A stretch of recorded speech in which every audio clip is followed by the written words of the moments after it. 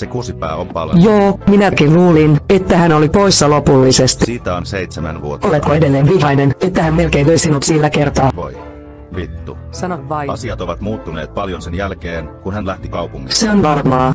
Minun on lähetettävä viesti, kuka on nyt todella vastuussa asioista. Tervetuloa kotiin. Saan sinut toivomaan, että olisit pysynyt poissa. Sano terveisiä uudelle status quolle. Kaikki tietävät, että on aivan uusi aamunkoitto. Laita televisio päälle.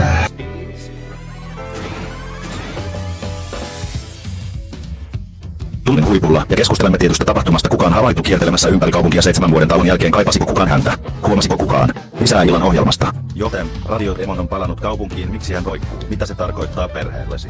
No, minulla on hyviä uutisia. Hän on häviäjä. Jos siihen enkä tarkoita kuulostaa vihamieliseltä, mutta demoni on pelkuri. Voit ottaa sen evankeliumina, vedätkö katsojiani. Mahdoton talent visuaalinen. Hän on tuskin kuultavissa. Älä anna hänelle kellon aikaa. Älä kuuntele sanaa, jonka hän sanoisi. Toivottavasti hänellä oli mukava loma, mutta hänen olisi pitänyt pysyä poissa. Kun hän piiloutui radioon, siirrymme videoon. Nyt hänen mediansa on tulossa verisen harvinaiseksi. Helvetissä on ollut parempi eron jälkeen, missä hän on ollut. Kuka vittuilee? Tervehdys. Hyvä olla takaisin televisiossa.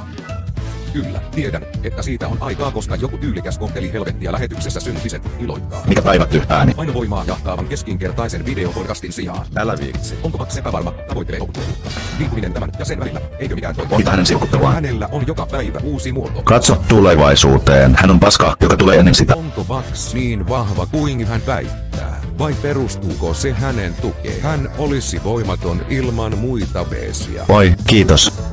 Ja tässä on sokeri kerman päällä, hän pyysi minua liittymään tiimiinsä. Sanoin ei. Ja nyt hän on kiukkuinen, se on tehdä. Sinä vanhanaikainen kusipää, näytän sinulle kärsimyksen.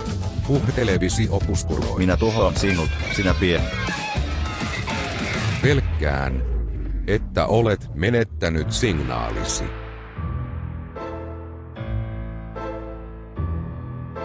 Aloitetaanpa.